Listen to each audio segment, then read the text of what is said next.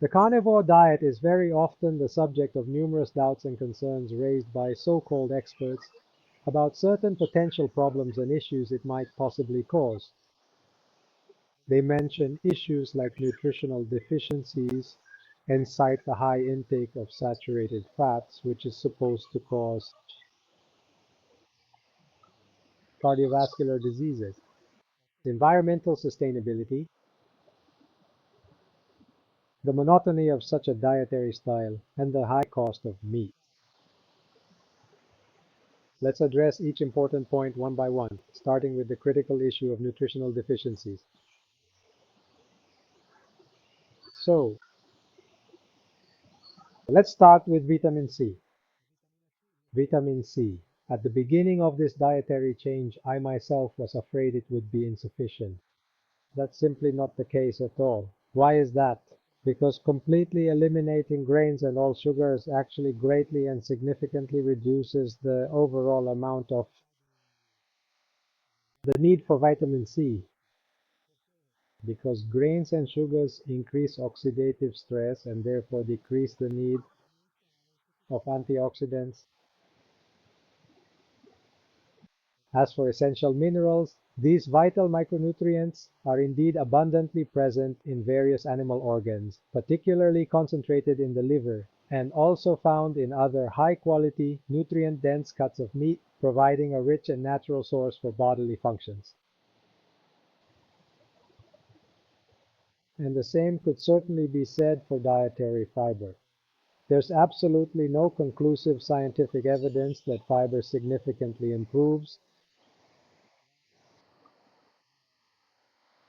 bowel movements. On the contrary, it has actually been widely observed that those individuals who have this kind of persistent issue, specifically chronic constipation, often see improvement when the carbohydrates and all sugars are completely removed.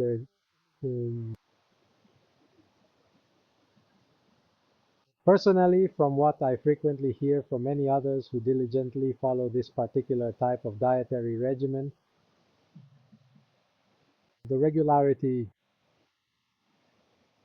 of regular and healthy bowel movements and the overall quality of the stool is a very pleasant and satisfying result.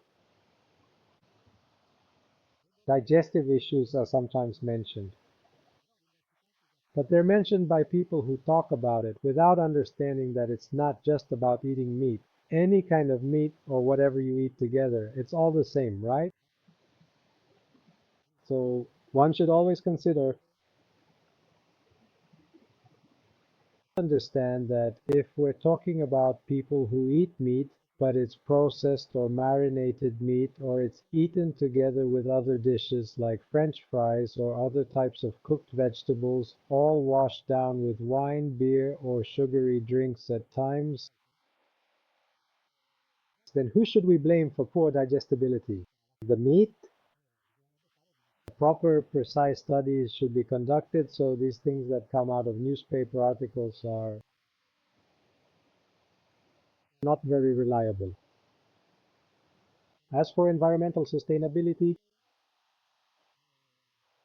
this is an extremely important point because we would definitely need to carefully consider changing the fundamental type of the object or variable.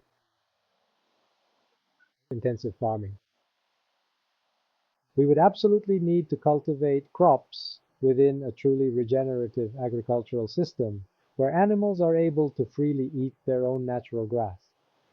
This grass would come from expansive meadows that are carefully cultivated, but certainly not in the traditional conventional sense. They are only maintained, and it's the animal manure itself that provides the nutrients for the grasses growing in the meadows. In short, it needs to be an ecological cycle, an ecological environment.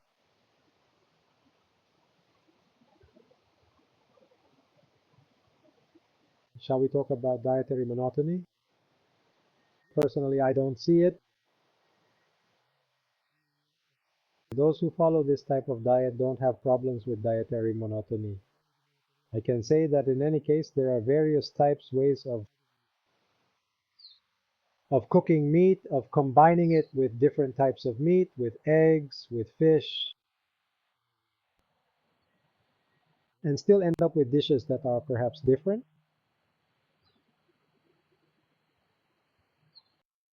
Lastly, the high costs.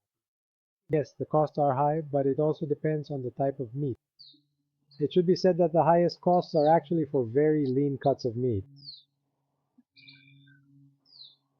But that's not the kind of meat we're looking for. In fact, we actually have trouble finding meat with pieces of fat still attached.